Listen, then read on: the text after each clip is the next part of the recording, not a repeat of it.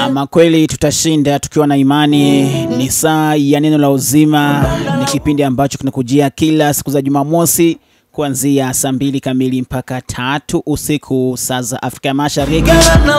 Ni kipindi ambacho wengi kimewakomboa na wengi kimeweza kuwafungua kutoka kwenye vifungo.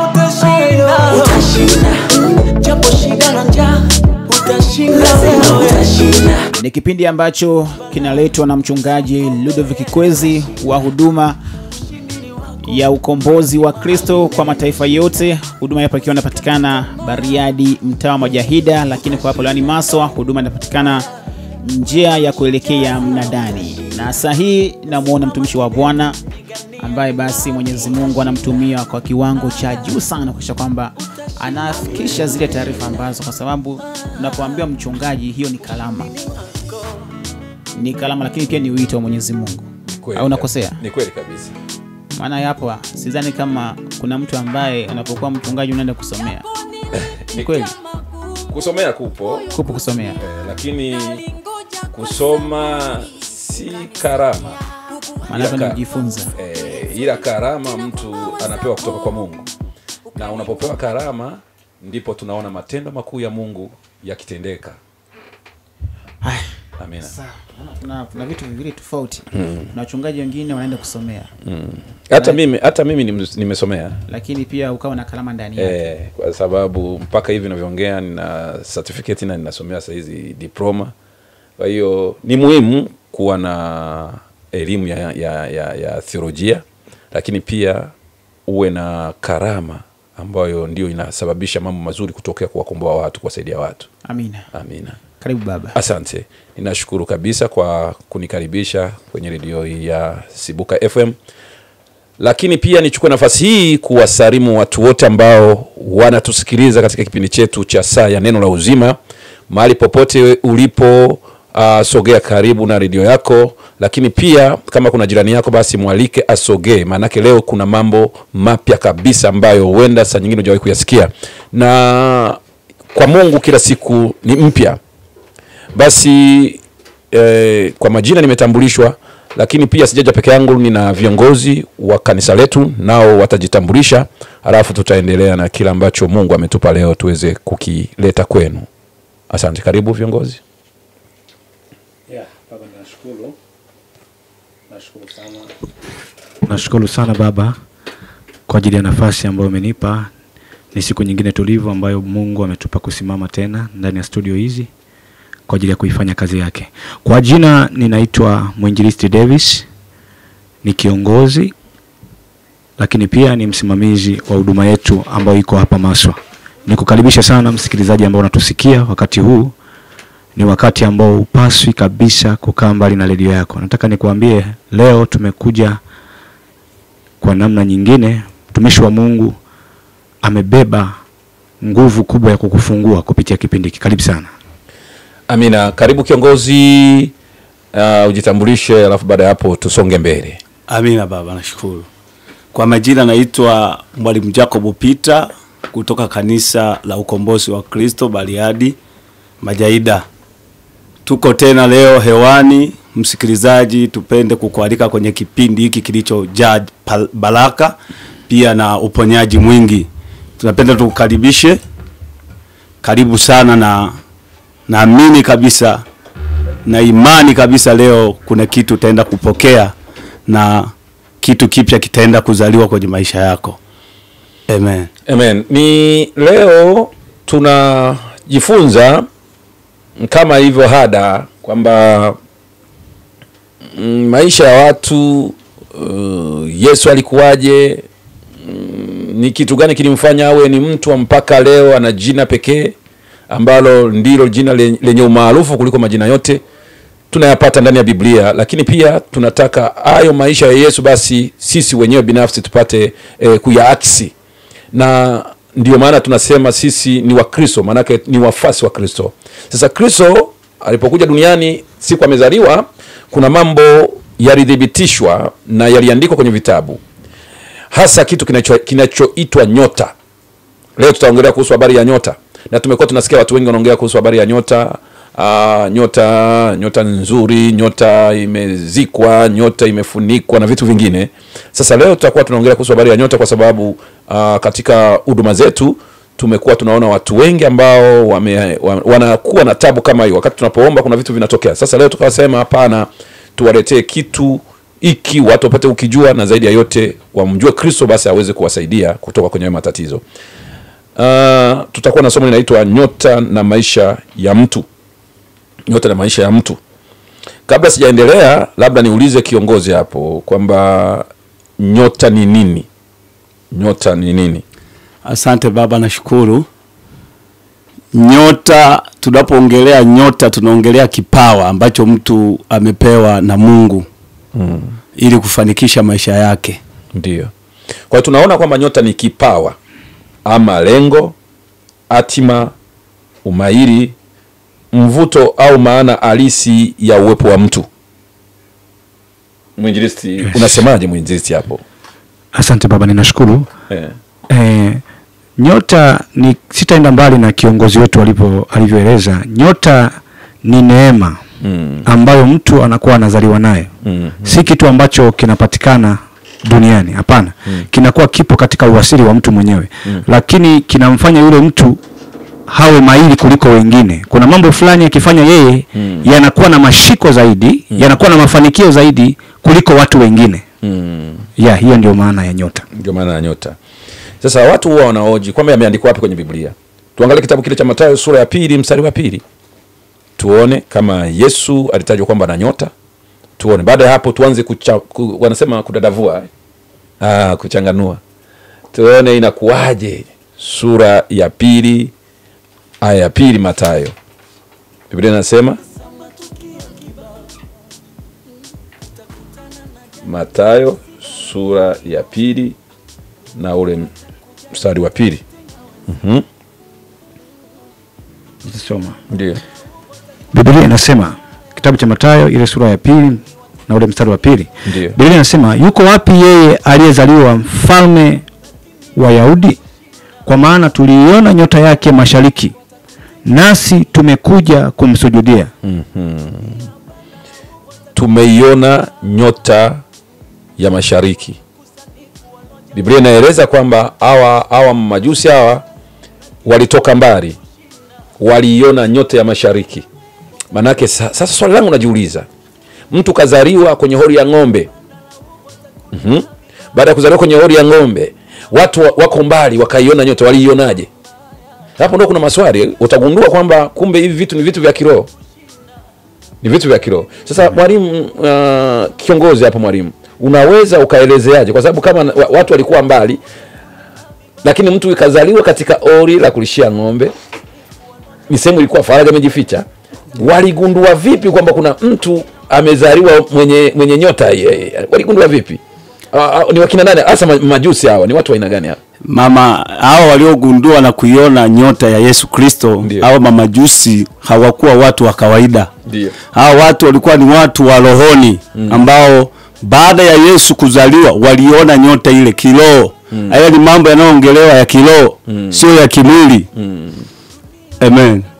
Kwa hiyo tunaweza kugundua mwinjilisti hapo kwamba ni kweli anavyosema, ni mambo ya rohoni, walikuwa kwenye vyombo vyao wakaiona, ama ni vipi? Amina.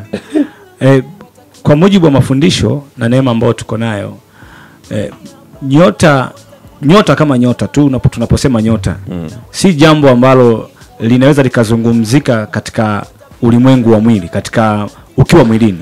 Ndio. Biblia inasema hapo, kama mtumishi wa Mungu alivyouliza, anasema hawa watu waliona nyota ya mashariki, wakaanza kuifuata ile nyota. Watu wengi wanadhani ni nyota ile ambayo ilikuwa inang'aa kule angani. Kile yamkini kilikuwa ni kiashiria tu cha neema iliyo ndani ya yule mzaliwa. Yes. Aha. Kwa hiyo ndugu mpendwa msikilizaji wetu, ninapenda sasa nikufafanulia kidogo kwamba kuna watu wanaishi maisha ya tabu, maisha ya shida kwa sababu ya kutokufahamu masuala kama haya tunayoyasema. Tumesema nyota ni neema ama kipawa cha mtu ambacho anazaliwa nacho. Ni umahiri ambao mtu anakuwa nao au hatima ama mvuto ama uwepo wa mtu. Manake mtu mwenye nyota anapofanya jambo fulani, lile jambo ulifanywa kwa umahiri, lile jambo ufanyika kwa hali ambayo si ya kawaida. Ukipewa wewe ambaye una neema ile, unaharibu. Sasa mtu mwenye nyota mambo yake huwa yanafanywa vizuri kuliko mwingine ambaye hana nyota inayong'aa. Yes. Ndio maana unaona tunatofautiana. Utasikia kuna wachezaji na wasikiliza hapo, sijui Messi, sijui Ronaldo, sijui nani. Wale watu wote wanacheza mpira pamoja, lakini inatokea kuna watu ni mahiri sana. Yes. Ni mahiri, yani wana uwezo wa kufanya mambo mengine ambayo wengine hawawezi kufanya. Hicho ndio kitu tunachokiongea. Na kwa nini naongea hivyo? Ni kwa sababu najaribu kulinganisha. Yesu alikuwa na uwezo wa kufanya mambo mengine ambayo watu wengine hawakuweza kuyafanya. Na mpaka leo kihistoria inaonyesha kwamba kila mwanadamu aliyezaliwa anatakiwa kuwa kama Yesu Kristo. Ndio maana tunataka kuwa wafuasi, tunasema ni wafuasi wa Kristo. Tunatakiwa kuwa kama Kristo. Angalia, jina lake tu lina soko kubwa sana duniani. Na naamini ni jina ambalo lina mvuto kuliko majina yote. Amina. Kila mmoja anapolisikia jina hilo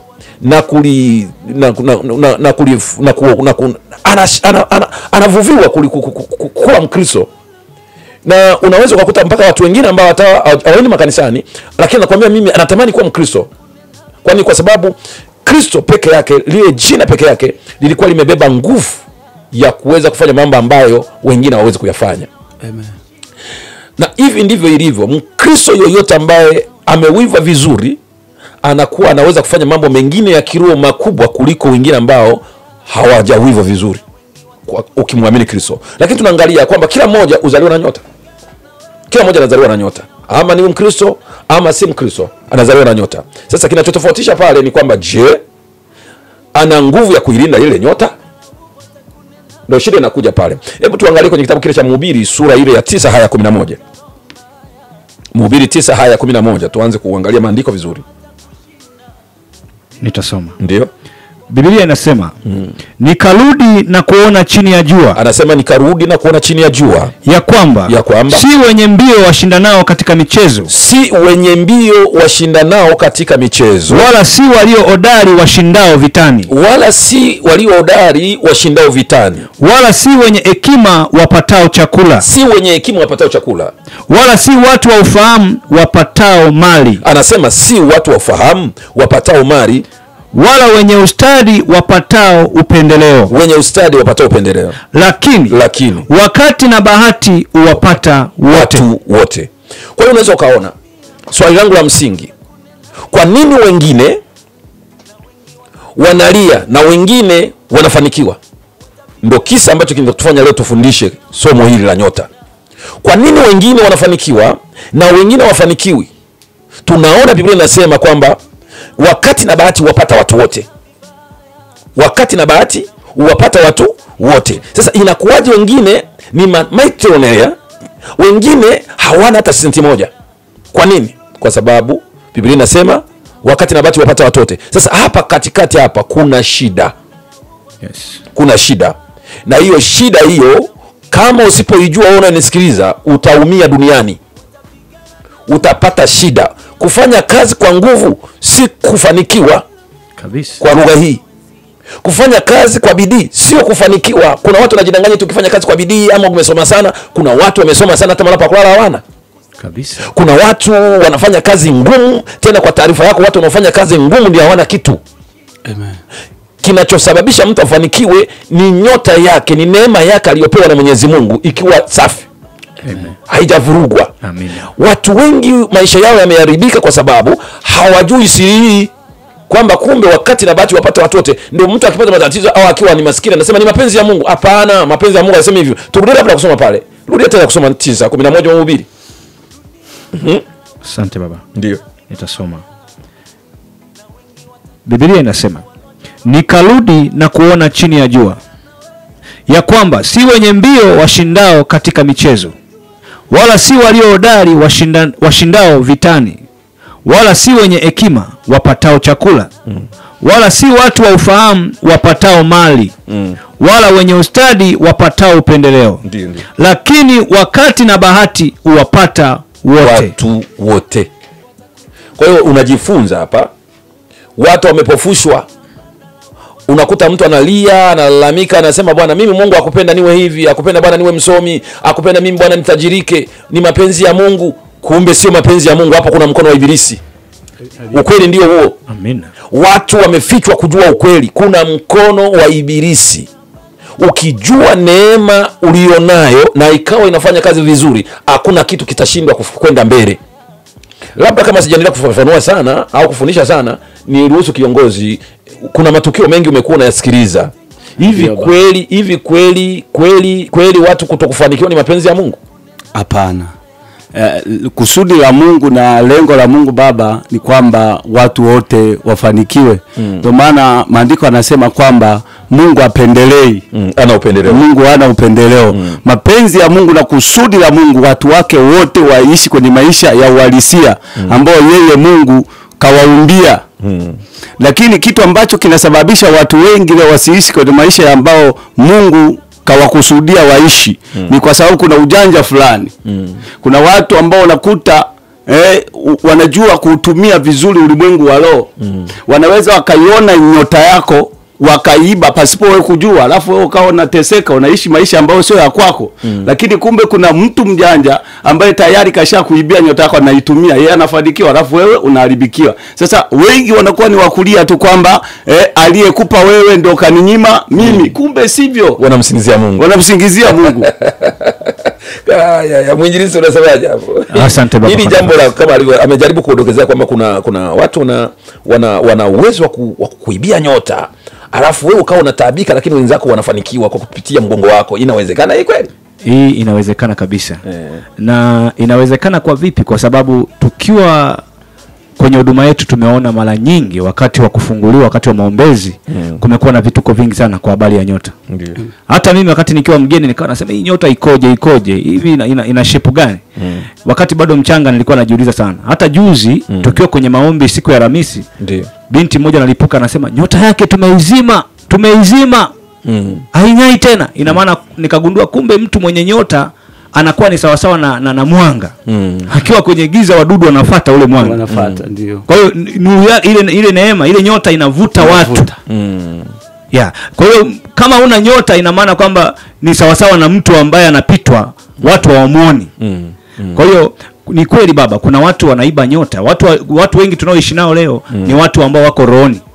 Watu wengi wanasalimiana na watu, wanapendana na watu, wanapewa vitu vyao, wanakula, wanaona ni kawaida, lakini kupitia njia hizi za kawaida kabisa na desturi za kawaida kabisa za maisha ambazo tunaziona ni kawaida huko mitaani na sehemu mbalimbali za kazi, watu kupitia njia hizi wanaibiwa nyota zao, wanaibiwa neema zao.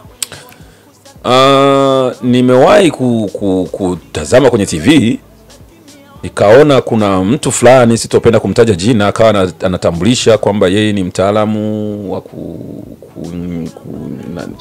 kusoma nyota na nyota inaweza kangalishwa kama imefunikwa na nini. Kwa maana hiyo vitu vipo. Amen. Vipo. Na kitu ambacho kinanisababisha niseme vipo kwa sababu kwenye Biblia pametajwa kwamba nyota ipo. Yesu Kristo alikuwa na nini? Na nyota. Lakini pia nikawa nasoma kitabu kile cha Hesabu sura ya 24 mstari wa 14 mpaka 17. Hesabu 24 14 mpaka 17. Kitabu cha Hesabu sura ya 24 mstari wa 14 hadi wa 17. Nilisoma hapo, napo palinipa kidogo kuangalia kumbe nyota iko 14 mpaka 27. Ndio. Nitasoma.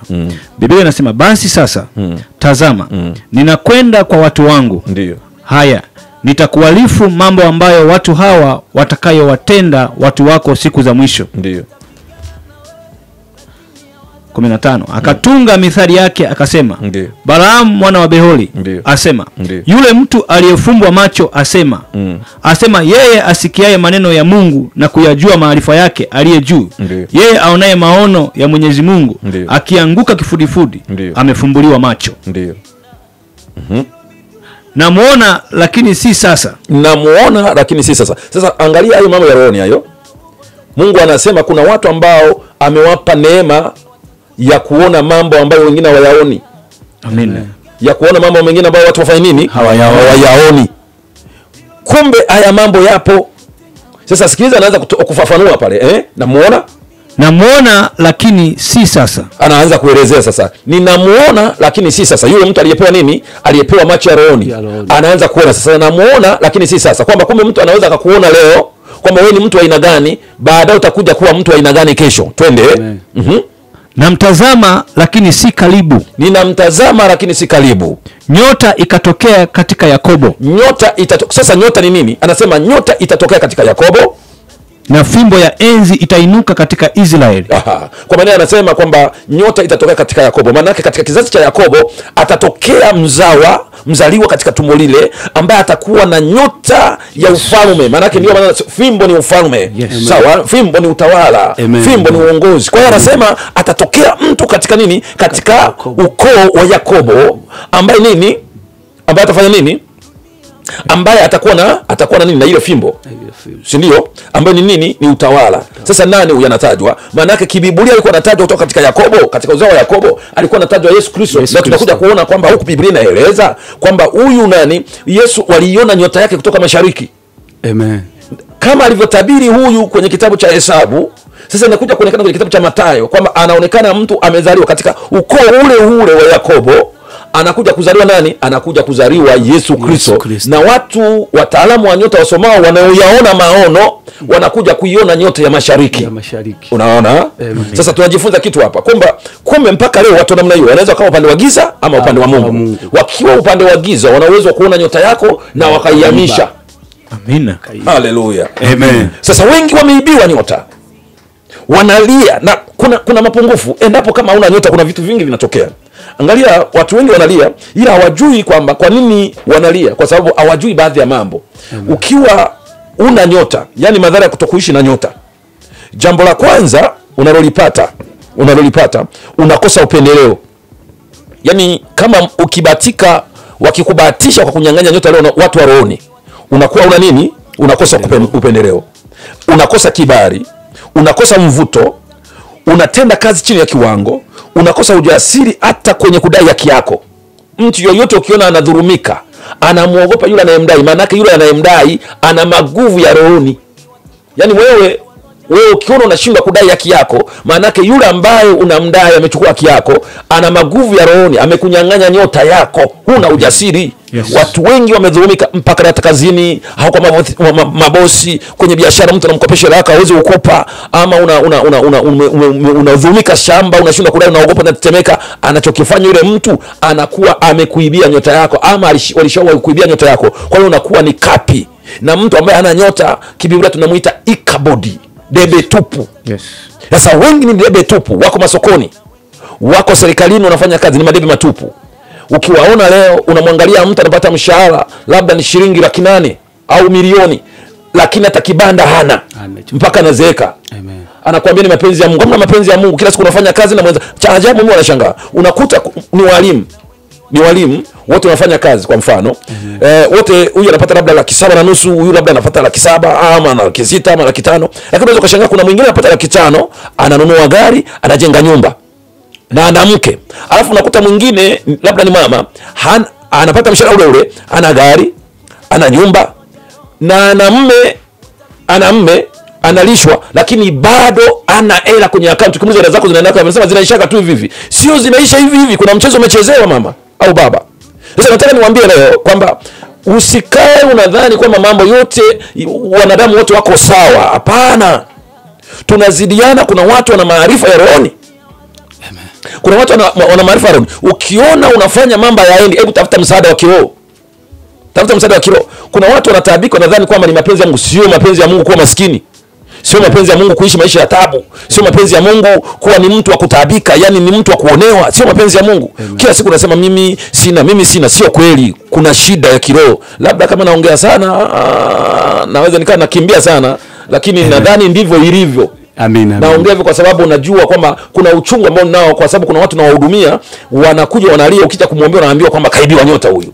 Na kweli ukimfuatilia ukimwombea baadaye unakuja kugundua kumbe huyu mtu alikuwa ameibia kweli. Kwa sababu nina watu ambao walikuja kwangu kanisani, tumewaombea, baada ya kuwaombea ikagundulika wameibiwa nyota na watu fulani. Baada ya maombi leo wana hali nzuri. Kabisa. Kabisa kabisa. Kwa hiyo najifunza mambo kwamba hivi vitu ninavyofundisha ni vya kweli, na ndio maana nimeandika kitabu. Ndio maana nimeandika kitabu ambao ndani yake kitabu kinaitwa kitabu cha kung'oa matatizo sugu. Ndani yake kuna nini? Kuna somo la nyota na maisha ya mtu. Yes.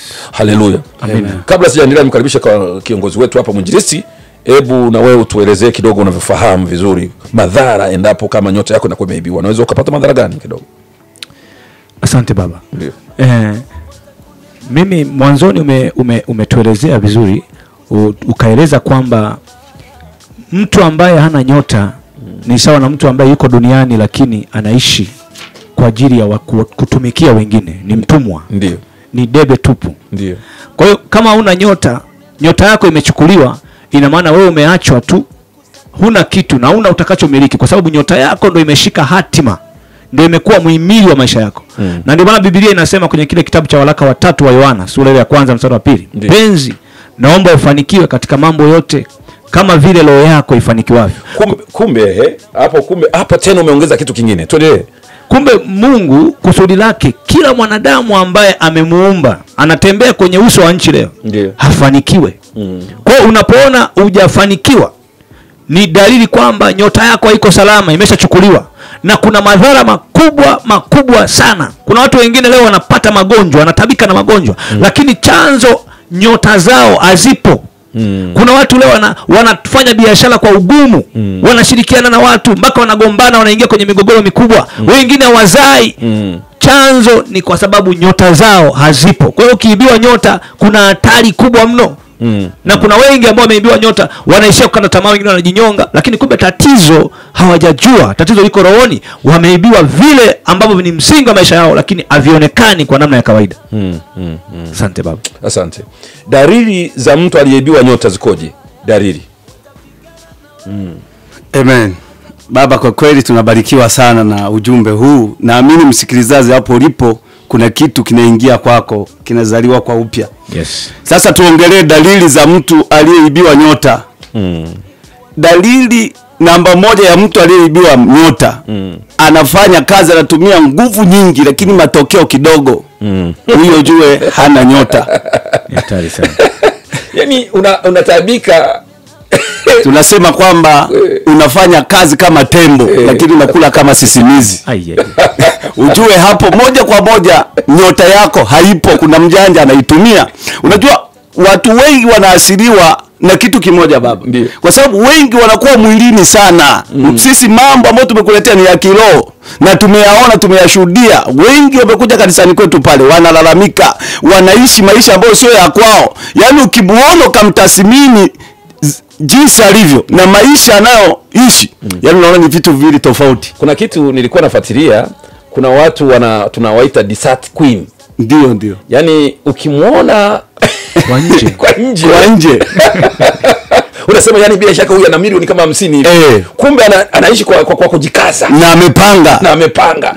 Ukimuona unakuta na kitambi, kumbe ni kitambi cha nani cha yani kumbe hamna kitu pale. Nini tunawaita desert queen. Yani wale watu na wako wengi wanaishi, wanasema unajua kuvaa vizuri,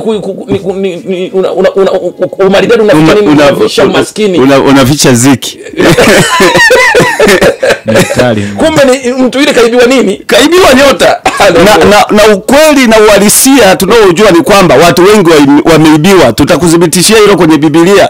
Ukisoma kitabu cha Isaya, kitabu cha Isaya 42 na ule mstari wa 22, utakutana na habari. Maandiko anasema, tusomee kiongozi kidogo. Isaya 42 mstari wa 22. Lakini wakati anaenda kutafuta, kuna dalili zile zile kutajwa. Tumeona dalili ya kwanza, anachapa kazi lakini hana kitu. Namba 2 ni kuishi maisha ya upweke. Yaani unakuwa ni mpweke, kwa sababu ukishakosa kitu kama ulikuwa navyo afu vikaisha, wale jamaa wote rafiki zako wote unakuwa mtu wa huzuni, wanakukwepa wale. Unakuwa huna furaha.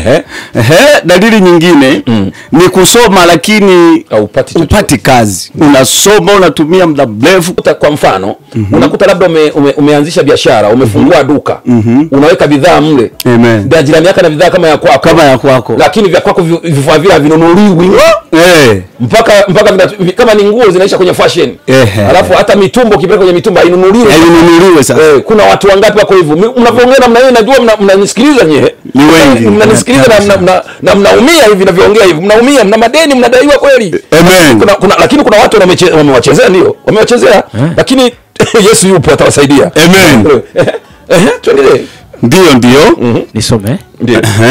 Nitasoma kile cha Isaya sura 42 mstari 22. Biblia inasema, lakini watu hawa ni watu walioibiwa na kutekwa. Ndio. Ni watu walioibiwa na kufanyeje? Na kutekwa. Hiyo ni Biblia inasema.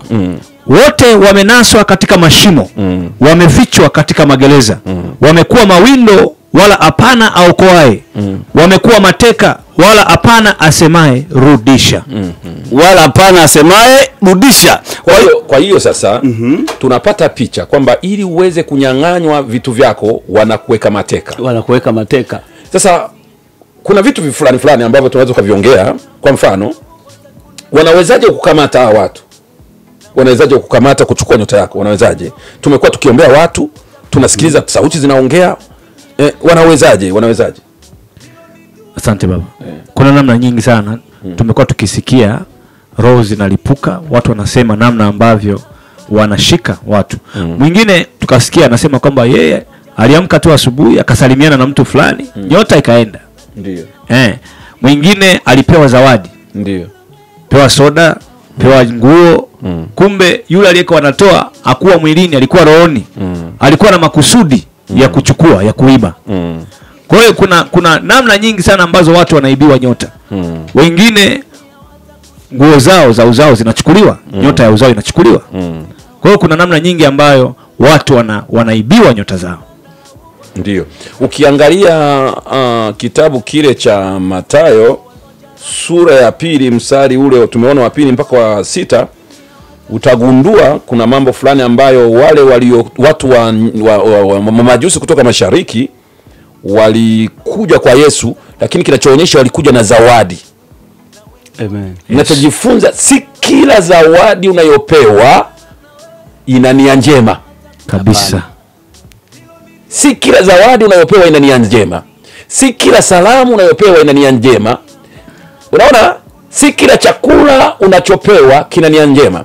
Na ninataka nikuhakikishie hata chakula hiki unachokiona, ukifuatilia wakina Meshaki, Abinego na Shadraka walipopelekwa utumwani, kulionekana kwenye utumwa kule kuna chakula cha mfalme ambacho walitakiwa kula. Yes. Lengo la kile chakula kina manuizo ya watu wa Nebukadreza. Alikuwa ana chakula chao maalum ambacho watu wote wanatakiwa kula, na mchezo huu unachezwa tuna Wahindi. Kuna chakula maalum ambacho unatakiwa kula. Ukishakula hichi kile chakula, basi wana uwezo wa kuinamisha wakafanya wanavyotaka. Yes. Unaona?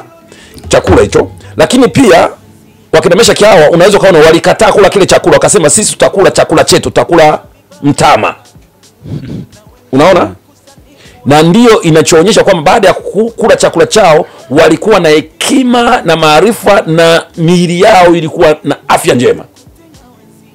Lakini kila yeyote aliyekula chakula chao walimgeuza ufahamu. Kwa hiyo kuna siri, si kila chakula unachopewa ni kizuri, ni chema. Kuna kuwa na shida. Okay. Tumeona sasa kwamba dalili ziko nyingi za mtu aliye, lakini pia kuna dalili kama 15 tena zinazoashiria kuwa mtu ana nyota. Dalili 15. Amen. Kuna dalili 15 pia ambazo zinaonyesha jinsi ambavyo mtu anaweza kuchukuliwa nyota yake au nyota yake kuibiwa. Dalili zinazoashiria kuwa mtu ana nyota. Kufanya kazi na ikaonekana. Kuwa mbunifu. Kufanya kazi kwa ufanisi. Kuwa na mvuto. kuishi maisha ya kibali, kusikilizwa kwenye jamii, udhubutu wa kuanzisha jambo, udhubutu wa kutenda, ujasiri wa kusema, kutoa maamuzi magumu hata kama yanahatarisha nafsi, kutumia kile ulichonacho, ujasiri wa kudai haki yako. Hana matatizo ya kiafya. Ana mapenzi na Mungu. Mtu aliyeibiwa nyota huwa ana mapenzi na Mungu. Kwa sababu ili uweze kufanikiwa lazima uwe karibu na Mungu. Sasa wanapokuibia nyota, unakaa ni mtu wa kuwaza, unakaa ni mtu wa mashaka, huwezi kuwa karibu na Mungu. Amen. Haleluya. Amen. Kuwa mwaminifu katika kila jambo, hasa kwenye mambo ya Mungu. Mtu yote aliyepewa nyota huwa yuko karibu na Mungu siku zote. Amen. Haleluya. Amen. Ili somo ni refu sana. Ni refu sana. Nadhani wiki ijayo ili somo tutaendelea nalo tena. Tutoe namba za simu kama kuna mtu anahisi ameibiwa nyota, tupate kumuombea naamini wengi wameibiwa nyota. Mimi nataka niseme kitu kimoja baba, kabla hatujatoa namba. Ndio. Kuna viashiria ambavyo vinaweza kudhibitisha kwamba mtu nyota yake imechukuliwa. Namba moja, pale mtu anapolala alafu anaota anahesabu fedha. Na wakati anaishi maisha magumu kiuhalisia. Ujue kama una dalili hiyo kwamba unalala alafu unaota ndoto na hesabu pesa, ujue nyota yako tayari kuna sehemu inatumika. Pia mtu anapokuwa na mwasho kwenye mkono, wanasema kesho mikono inakuwa inawasha. Sasa ikiwa nawasha, mtu yeye anaandika anasema kwamba kesho napata fedha. Hapana. Ile sio kupata fedha, ni ujue kwamba fedha zako zinachukuliwa kwenye ulimwengu wa roho. Yes. Hizo ni dalili. Kwa hiyo kama umekuwa na shida ya namna hiyo, mimi nikukaribisha, njoo kwenye huduma yetu, utaombewa na utafunguliwa na nyota yako itarudi. Usikubali kufa na tai shingoni. Hebu njoo kanisani utuombewe. Mfano kuna wafanyakazi ambao unakuta alianza kazi akiwa na kibali kwa bosi, lakini kadri siku zinavyozidi kwenda anazidi kutupwa nje na bosi. Amin. Anazidi kukosa kibali, anazidi kushushwa. Yeye anadhani kwamba labda bosi amemchoka, kumbe hajamchoka. Kuna watu wamemuonea gere, kuna kitu wamefanya, alafu aonekane ni mbaya. Kwa sababu tumepata mafundisho mengi katika kuombea watu. Amen. Kama unanisikiliza wewe, ninajua mko wengi mnanisikiliza, wafanyakazi wa serikali, wafanyakazi kwenye makampuni binafsi, wana tabia kama hiyo. Mahali popote penye riziki kuna shida. Amen. Lakini Mungu wetu ni mwema. Hebu njoo, Mungu atakutana na wewe kwenye kanisa letu pale Bariadi Majaida, lakini hata hapa Maswa tuko mnadani pale kwenye jengo la linaitwa Afrika sana pale ambako kuna ofisi za Chadema pale. Kwa ndani mle ukumbini za Kafu. Yes. Mle ukumbini kwa ndani kuna ukumbi ambao tunautumia sisi. Tuna muda mrefu tuko pale. Kwa hiyo huduma utaipata na utahudumiwa. Lakini tutoe namba za simu 2 tu. Amen. Namba za simu 2 peke yake ambazo kama mtu anahisi kwamba ameibiwa nyota na atupigie, tutamfundisha na kisha tutamuombea kwa dakika chache zilizobaki. Haleluya. Karibu. Basi tunapenda tutoe namba za simu. Namba ni 07 42 99 11 alafu 14. Rudia tena. 07 42 99 11 14. Namba nyingine ni 06 74 76 65 95. Haleluya. Labda nirudie tena. 06 74 76 65 95. Hii ni namba ya Tigo. Rudia tena hiyo. 06 74 76 65 95. Sasa hawa kuna kwenye kitabu cha Isaya 47 mstari wa 13 kuna Biblia inasema kuna watu wanaosoma nyota wanaitwa wapiga faraki. Hawa wasoma nyota wamekuepo miaka mingi sana, hawajaanza leo.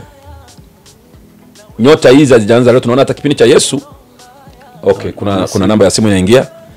Tupende kuambia wasikilizaji wetu msibipu, piga simu. Halo ndugu msikilizaji. Tunaongea na? Ndio, karibu sana ndugu msikilizaji wetu.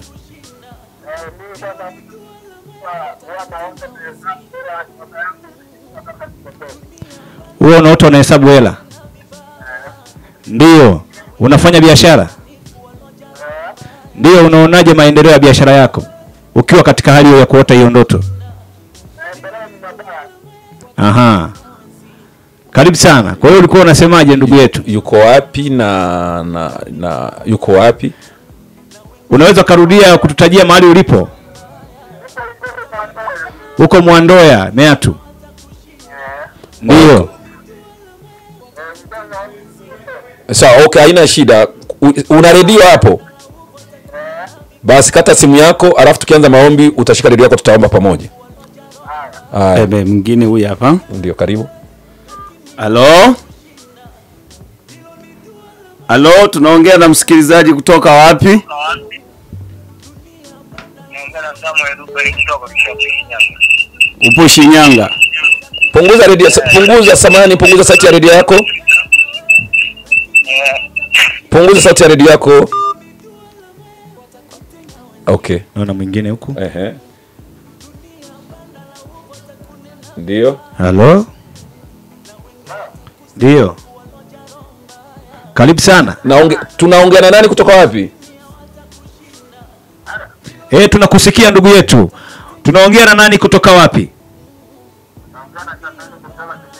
Ndio, karibu sana. Kutoka Simiyu, maeneo gani? Unasumbuliwa? Unasumbuliwa na nini? Aha, na kichomi. Okay, haina shida. Unasikiliza redio? Na redio hapo? Una redio hapo? Basi kama una redio, kata simu yako, wakati tutakapoanza maombi tutakuombea, tufanye maombi ya pamoja. Haya. Halo? Mwambie punguza sauti ya redio yake. Punguza sauti ya redio yako. Unaitwa nani kutoka wapi? Unatunguza Yohana Selemani kutoka Magu. Ndio. Yohana Selemani, punguza sauti kidogo tena. Punguza sauti yako kidogo. Ndio, Yohana Selemani kutoka Magu. Ndio, tatizo langu nakisikia tatizo moja. Ndio. Yawezekana mimi nimeibiwa nyota yangu, sababu kila kazi ninayoifanya haifanikiwi sawa. Yawezekana kwa mafundisho yako nimeshayasikia, nikaona yawezekana mimi nimeshaibiwa nyota. Unafanya shughuli gani umesema? Unafanya shughuli gani? Ndio, unafanya shughuli gani? Unajishughulisha na nini?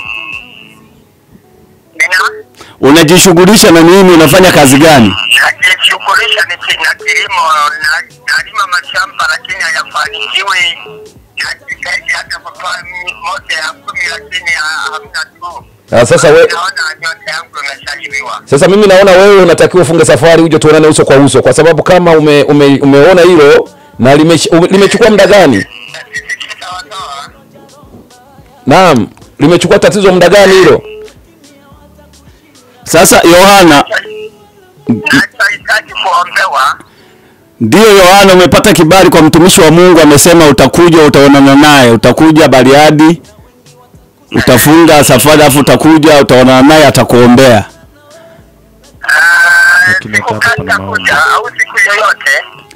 Siku yoyote. Utatumia namba ambazo utatumia namba hiyo hiyo kuwasiliana naye. Ndio. Kata simu yako, tukianza maombi utaweka mkono kwenye redio yako tukuombee moja kwa moja pia. Halo? Kuna mwingine nani? Anakupigia? Nimekata simu ni nyingi. Kwa hiyo tumeona kwamba kuna namna na tumeona kwenye kitabu cha Isaya 47:13 wasomaji wa nyota walianza zamani. Ndio baba, kuna simu tena hapa. Ndio. Halo? Habari za jioni. Salama, tunaongea na nani kutoka wapi? Unaongea na Elias Lazaro kutoka Mwamapalala. Ndio Mwamapalala. Karibu sana. Changamoto yako, shida inayokusumbua nini? Shida inanisumbua, nafanya kazi hata maendeleo hamna. Uone maendeleo. Kwa muda gani? Sioni maendeleo, hata biashara nazifanya maendeleo sipati kabisa. Kwa muda gani ndo tatizo umedumu nalo? Yaani na muda kama miaka 3 hivi. Pole sana. Pole sana. Kwa hiyo sisi tupende kukaribisha kanisani, kwa sababu tunapoongelea swala la kazi tuongelea sehemu nyeti. Hebu tukuombe uje kanisani, tutaonana mtumishi wa Mungu atakuombea, ila pia hata siku ya leo tutakuombea, endelea kutusikiliza. Haya, naomba mniombee.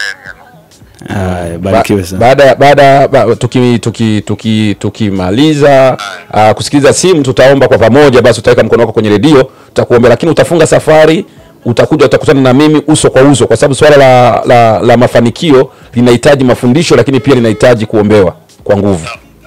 Amina, amina. Ubarikiwe sana. Naam. 47. Ndio, kuna simu nyingine baba. Halo? Unaongea na Masanja kutoka Mwabuma. Ndio, kutoka Mwabuma. Karibu sana. Ninasumbuliwa na matatizo ya nyota. Ndio, nyota yako inamwekuaje? Hata kama unafanya biashara yani haiendelei. Haiendelei. Moja kwa moja ukiona dalili kama hizo, jue tayari nyota yako imeshapigwa. Kwa hiyo tutafanya. Kwa msaada zaidi, si tukuombe uje kanisani kwetu, utaonana na mtumishi wa Mungu, atakufundisha pia atakuombea. Asante mtumishi. Ila hata hapa tutaomba kwa pamoja baada ya kipindi na utabarikiwa sana. Endelea kutusikiliza. Asante. Amina. Ndio. Kuna nyingine tena? Na nyingine tena. Nikuruhusu uipokee. Tumebakiza dakika 10. Halo? Naongea na Petro kutoka. Petro kutoka? Uno Itilima. Itilima. Changamoto. Ndio Petro, changamoto yako ni ipi? Changamoto yangu nasumbuliwa na miguu. Miguu inakuwa inauma au inakuwaje? Unakuwa nauma. Ndio, kwa muda gani hilo tatizo limechukua? Na miaka kama miaka 2. Miaka? 2. Miaka 2. Ndio Petro, tutakuombea, lakini pia tunakukaribisha sana kwenye kwenye huduma yetu, kwenye kanisa letu Bariadi. Uje, lakini pia hata leo tutakuombea. Endelea kubarikiwa.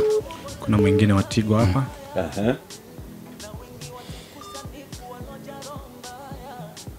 Halo. Halo. Okay. Naona ameondoka hewani. Ameondoka hewani.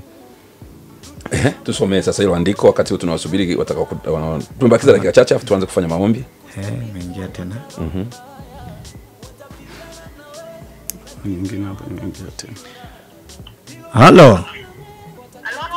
Ndio, tunakusikia ndugu msikilizaji. Karibu sana.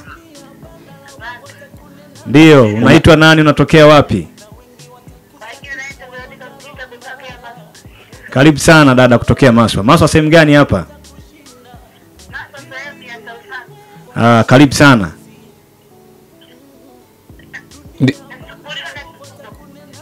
Unasumbuliwa na kifua, tumbo. Kwa muda gani? Kwa muda gani? Miezi 3.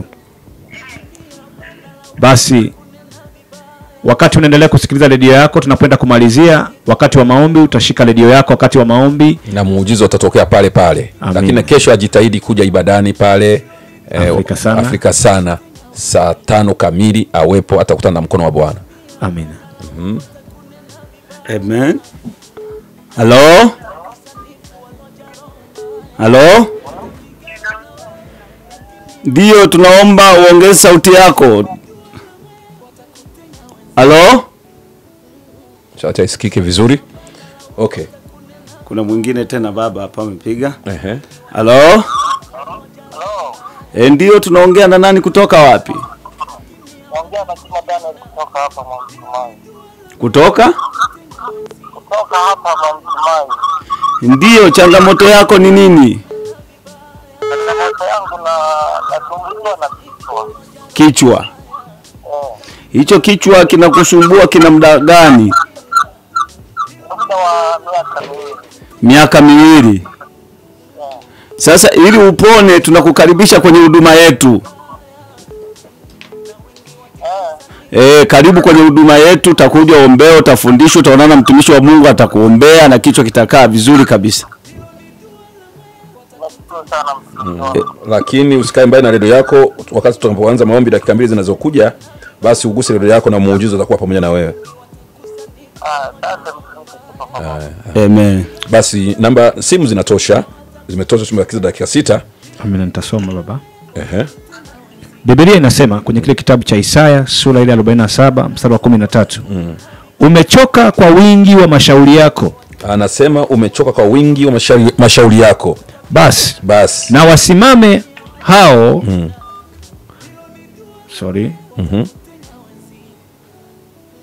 na wasimame hao wajuao falaki, wazitazamao nyota, watabilio kila mwezi mambo ya mwezi huo, wakakuokoe na mambo yatakayokupata. Kwa hiyo unaweza ukaona, namalizia sasa, kwamba unaweza ukaona Mungu mwenyewe anajaribu kuongea na wasoma nyota. Anasema hao wanaopiga falaki wapate kusaidia wewe msoma nyota. Kwa hiyo kuna watu wanaenda kwa wasoma nyota. Unakuta anafuatilia vipindi kwenye radio, anafuatilia vipindi kwenye TV, anafuatilia vipindi kwenye simu kusomewa nyota. Sasa anasema wasimame sasa wajuao kusoma falaki, tuone kama watakusaidia. Maana yake ni kwamba anachokisema kwamba hakuna msaada huko kwa Mungu aliye hai. Amina. Amen. Na kama msaada huko kwa Mungu aliye hai, tunataka tufanye maombi. Yoyote anahisi kwamba ameibiwa nyota, ashike redio yake. Kwa sasa tunaanza kupiga wasoma falaki wote na watu wote ambao wamechukua nyota yako, waanze kurudisha mara moja, na utashangaa, utaanza kuona biashara zako zinaanza kubadilika, ama heshima yako inaanza kurudi. Amen. Haleluya. Amen. Hebu tuende mbele za Bwana sasa. Kama uko karibu na redio yako, hebu ishike redio yako sasa. Shika redio yako hapo ulipo. Tunaanza kurudisha sasa. Karibu kiongozi, ni kuruhusu sasa uanze kufanya maombi ya kurudisha nyota zilizoibiwa, nyota ya uongozi, nyota ya biashara iliyoibiwa, kwa jina Kristo. Kila mmoja ambaye ameibiwa nyota yake ipate kurudi. Karibu kiongozi. Amen. Tunaomba sasa muweke mikono yenu kwenye redio zenu, alafu tuombe pamoja. Yes. Bwana Yesu, tunakushukuru, asante kwa ajili ya wasikilizaji hawa. Baba, tunalibariki jina lako. Yes. Bwana Yesu, tunaita neema yako na nguvu yako sasa watembelee hapo walipo, nyota zao zianze kurudi katika jina la Yesu Kristo. Maana Bwana Yesu umetupa mamlaka ya kurudisha. Tunaanza kuamuru nyota za kibali, nyota ya biashara, nyota ya mafanikio, tajiri iliyochukuliwa na kuibiwa, nyota ya elimu, nyota ya uzao, nyota ya utajiri, nyota ya utajiri, kwa jina la Yesu Kristo aliye hai, kwa mamlaka ya jina la Yesu Kristo, hizo nyota tunaziamuru zirudi kwa jina la Yesu Kristo. Tunarudisha hizo nyota zilizowekwa makaburini. Yes. Kama nyota yako imewekwa makaburini, yes, wamefukia makaburini, yes, tunatuma nguvu ya Mungu, yes, tunatuma moto wa Roho Mtakatifu ukarejesha hiyo nyota, yes, kwa mamlaka ya jina la Yesu Kristo. Hiyo nyota itoke hapo ilipo. Biashara huenda imefungiwa kwenye duka, linasababisha wateja kuja kwenye duka la yule mtu ambaye amechukua nyota yako. Tunatuma moto wa Roho Mtakatifu, hiyo nyota itoke kwa mamlaka ya jina la Yesu Kristo aliye hai. Kama imewekwa kwenye chini ya ardhi, njia panda, wanaweza kaika njia panda kwamba waashie kwamba inakanyagwa, au imefungwa inapeperushwa na upepo, kwa jina la Yesu Kristo aliye hai. Bali popote nyota yako ilikowekwa, tunatuma malaika aitoe ya kurudishia nyota yako, yes, kwa jina la Yesu. Tunaruhusu nguvu ya damu ya mwana kondoo, nguvu ya Bwana kondoo iwe juu yako, iwe juu yako sasa, iwe juu yako. Asante Yesu, kwa sababu moto wako unaenda kuwafunga watu wako. Basi tunaweza kutoa dakika 2 za kuwaombea watu, kuongoza sala ya toba. Karibu kiongozi. Asante sana. Natumai umekuwa pamoja nasi toka mwanzo wa kipindi chetu. Popote ulipo, nataka nikuambie si rahisi kupata nguvu hii pasipo kwanza kumkubali ambaye ndio chanzo cha nguvu hii ambaye ni Yesu Kristo tunayemhubiri hapa. Kama upo pale unanisikia, hakuna hatua nzuri ambayo itakusababisha kupata ushindi na kushinda na kurudisha nyota yako kama hautampa Yesu maisha yako. Niombe pale ulipo, unaweza kashika redio yako kwa imani. Tutakapoomba hapa, iko nguvu ya wokovu inatembea, itakugusa. Baba, katika jina la Yesu Kristo, tazama mama huyu, tazama baba huyu ambaye sasa hivi anajiunganisha nasi kupitia redio hii. Bwana Yesu, tunaomba rehema kwa ajili ya maisha yake. Tunasi neema yako na rehema zako zipate kumrehemu. Leo tunamuunganisha na ukombozi ambao Kristo aliufanya pale msalabani. Bwana Yesu, tunamtenga na mabaya yote na kazi zote za ibilisi ambazo amejiunganisha naye kwa maisha yake yote. Kuanzia sasa tunamuunganisha na ile nguvu ya ukombozi wa Kristo. Tunamtenga na kazi zote za ibilisi na mambo yote ya ibilisi. Kuanzia sasa neema yako ya wokovu, neema ya kuendelea katika wokovu ikawe juu yake katika jina la Yesu Kristo hai. Amen. Amen. Amen. Bwana Yesu, watu hawa uwatenge na uharibifu, waingize kwenye wana wa pendo lako, wasiwe na mateso tena, wawe huru. Nguvu hii iguse watoto wao, iguse biashara zao na kazi zao katika jina la Yesu Kristo aliye hai. Amen. Amen. Amen.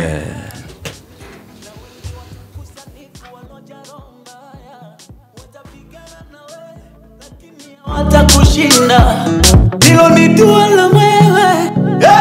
Simama utashinda. Utashinda, japo shida na njaa, utashinda.